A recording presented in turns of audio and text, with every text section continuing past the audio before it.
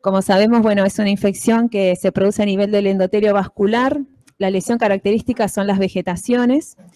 Y sabemos que generalmente afecta a las válvulas cardíacas, pero también puede tener otras localizaciones más infrecuentes como sitios de comunicación interauricular, interventricular o en el mismo endocardio mural. Es una enfermedad, bueno, de gran mortalidad, tiene graves complicaciones, se calcula una incidencia mundial de aproximadamente entre 3,6 a 7 casos por cada 100.000 pacientes año y es más frecuente en hombres. Bueno, fisiopatológicamente sabemos que hay una predisposición a nivel del endotelio, si ya sea que son factores hemodinámicos o traumáticos que predisponen al endotelio, lo hacen más susceptible, digamos, de ser colonizado por bacterias, ¿sí? Y esto se da juntamente con un terreno predisponente y una bacteriemia transitoria que puede producirse por algún traumatismo de piel, con mayor frecuencia en la mucosa oral, y ciertos hábitos de los pacientes como la drogadicción endovenosa o algún foco séptico. Con lo cual se va a formar una vegetación, ¿sí? Y esto a su vez, bueno, va a producir esta endocarditis infecciosa que se va a manifestar tanto a nivel cardiológico como va a tener manifestaciones extracardíacas, ¿sí? Se clasifica, digamos, se habla muchas veces de la endocarditis aguda y subaguda, ¿sí? Sabemos que la primera está dada mayormente por el Staphylococcus aureus. Es una, digamos, una infección que tiene una destrucción valvar importante y suele hacer infección, o sea, suele embolizar al sistema, digamos, periférico, produciendo embolias sépticas a distancia. La subaguda, sí, mayormente por Streptococcus viridans, Enterococos, ¿sí? Staphylococcus coagulasa negativos y Coccobacillus gram negativos, ¿sí? Y es de menor toxicidad, menos agresiva y evoluciona en un plazo de semanas o meses, a diferencia de la aguda que evoluciona rápidamente en días. Con respecto, bueno, al diagnóstico, sabemos que hay muchos diagnósticos diferenciales con esta patología que justamente a veces suelen, digamos, solapar, digamos, el verdadero, digamos, diagnóstico, ya sea una infección crónica, enfermedades reumáticas, neurológicas o enfermedades malignas. En un 90% de los casos los pacientes presentan fiebre, sí que puede estar asociado a escalofríos, pérdida de apetito, de peso. Un 85% suele presentar un soplo a nivel cardiológico, digamos, y un 25% presenta complicaciones embólicas. En un paciente, bueno, febril y que ha presentado fenómenos embólicos, hay que sospechar esta patología. El diagnóstico, bueno, sabemos que el ecocardiograma aporta mucha información, ¿sí? Porque nos permite ver lesiones como las vegetaciones, abscesos, pseudoneurismas o la misma dehiscencia de alguna prótesis valvular o de la válvula nativa. Y tanto el eco transtorácico como el transesofágico aportan datos importantes, ¿sí? Se sabe que el eco transtorácico tiene una sensibilidad de entre el 70 y el 50% para el diagnóstico de la endocarditis en una válvula nativa o válvula protésica, y el eco transesofágico tiene una mayor sensibilidad para la detección de las mismas vegetaciones. Aproximadamente tiene una especificidad del 90% con los dos estudios para diagnosticar una vegetación. A veces es difícil identificarlas porque, bueno, hay otras lesiones o las vegetaciones son muy pequeñas o una endocarditis que ha embolizado la vegetación, entonces cuando uno observa a nivel del ecocardiograma ya no se ven, o mismo endocarditis, digamos, sin la presencia de vegetaciones. Aporta mucho al diagnóstico, pero el no encontrarla no significa que no esté presente la endocarditis. si, bueno, inicialmente tenemos imágenes que son negativas y no nos aportan muchos datos, se tiene que, y seguimos con la sospecha clínica de que el paciente tiene una endocarditis infecciosa, debemos repetir el estudio, incluso si tenemos algunos datos de que esta es causada por el Staphylococcus aureus, que es un patógeno bastante agresivo. Y sabemos bueno, también que el ecocardiograma es útil para el seguimiento, ¿sí? Una vez hecho el diagnóstico, nos permite, digamos, ver la evolución.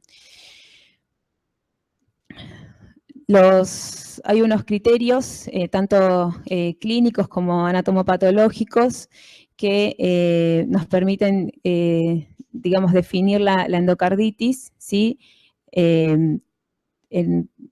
Lo menciona como endocarditis definida, endocarditis posible o descartada, ¿sí? La endocarditis definida básicamente considera criterios anatomopatológicos y clínicos, ¿sí? Los patológicos sería la demostración de la presencia de microorganismos, ¿sí? O en la histopatología, hallazgos que nos indiquen que hay una endocarditis activa, ¿sí?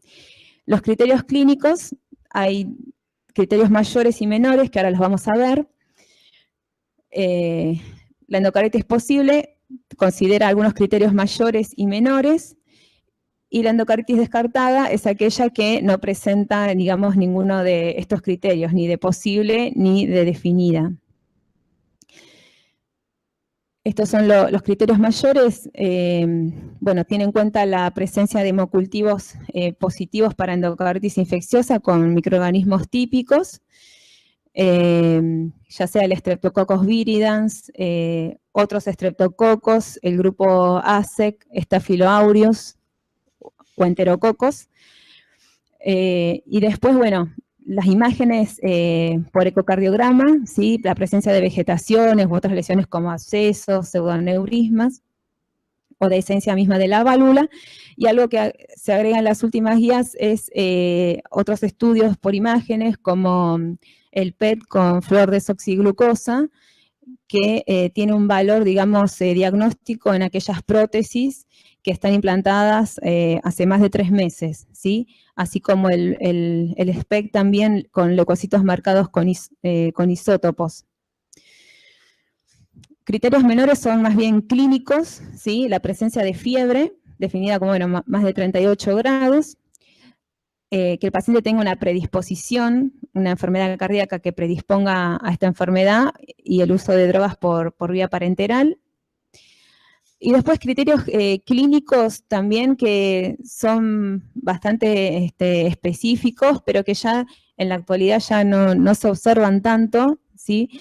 Si se observan, bueno, más en países subdesarrollados o en vías de desarrollo, como son émbolos arteriales mayores, infartos pulmonares sépticos, los aneurismas infecciosos micóticos, las hemorragias intracraneales, las hemorragias conjuntivales y lesiones de Llanego y palmoplantares, también hemorragias a nivel de las uñas, o fenómenos inmunitarios como glomerulofritis, nódulos de Osler, manchas de Roth, que son lesiones que, bueno, no es lo más frecuente, digamos, que uno ve, pero a tenerlas en cuenta porque quizás en algún momento se puedan llegar a observar. Y la evidencia microbiológica de hemocultivos positivos que no cumplen el criterio mayor de los que se indicaron más adelante que les mostré, o evidencia serológica de alguna infección activa con un microorganismo compatible con endocarditis infecciosa. Bueno, como les comentaba hace rato, la identificación digamos, de las lesiones por tomografías cardíacas, ¿sí? Se consideran un criterio mayor, ¿sí? También en las válvulas, en la sospecha de una endocarditis de válvula protésica, el PET con fluordesoxiglucosa también es de importancia, así como el SPECT con leucocitos marcados. Y también, bueno, esto nos ayuda, se debe considerar, digamos, un criterio menor, la identificación por técnicas de imagen ante episodios, digamos, silentes que tengan, de complicaciones embólicas o aneurismas infecciosos. Ante una sospecha clínica, debemos evaluar la presencia de estos criterios y, digamos, encuadrarlo en que si tenemos realmente una endocarditis definitiva, puede ser posible o la podemos descartar, ¿sí? Con bajo riesgo de sospecha. En el caso de que sea posible, evaluar, decir es una válvula nativa, una válvula protésica. Y en esos casos, repetir nuevamente los estudios por imágenes, ¿sí? Lo más accesible que tenemos es un ecocardiograma Doppler, ¿sí? Transtorácico, transesofágico. Explorar si hay complicaciones embólicas, ¿sí? Con métodos de imagen, tomografía. En el caso de contar con estudios, el SPECT o el PET, también realizarlos y también indagar sobre complicaciones embólicas siempre.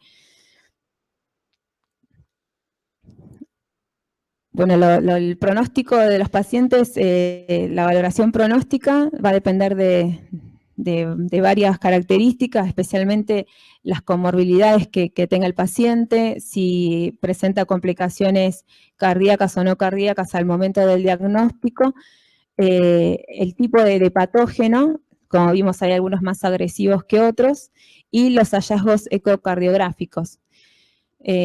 Complicaciones, que el paciente tiene insuficiencia cardíaca, insuficiencia renal, que tenga embolias, hemorragia cerebral, que debute con shock séptico, la presencia de un Staphylo aureus que sea por hongos o bacilos gram negativos del grupo no ASEC, también tienen importancia a la hora de valorar el pronóstico de los pacientes.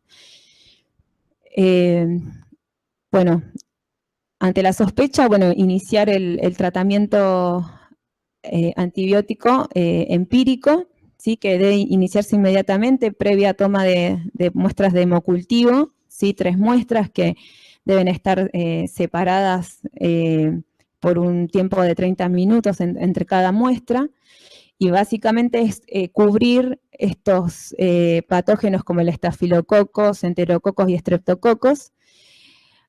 A la hora de iniciar antibiótico-terapia de forma empírica hay que tener en cuenta si el paciente recibe algún tratamiento antibiótico previo. Muchos pacientes ya vienen con antibióticos porque, vienen febriles, se interpreta el cuadro como alguna faringitis o algún episodio respiratorio y ya vienen tomando antibióticos. Si se trata de una válvula nativa o protésica, el lugar donde adquirió la infección, no es lo mismo una endocarditis dentro del nosocomio que aquel que viene de forma ambulatoria. Y la epidemiología local. En el caso de ser una endocarditis de válvula nativa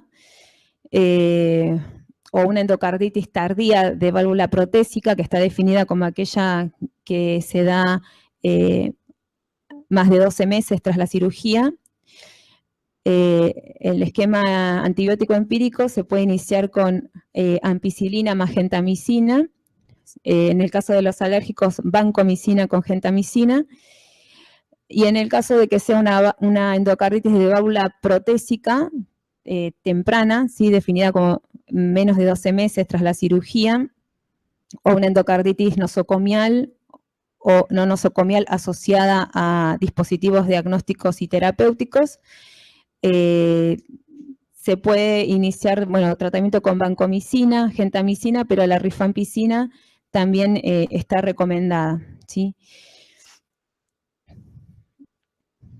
Con respecto al tratamiento, la mayoría, tiene un tratamiento quirúrgico debido a las complicaciones, y la cirugía precoz en fase activa para evitar las complicaciones, el daño estructural, la embolia séptica, es llevada a cabo en la mayoría de los casos, ¿sí?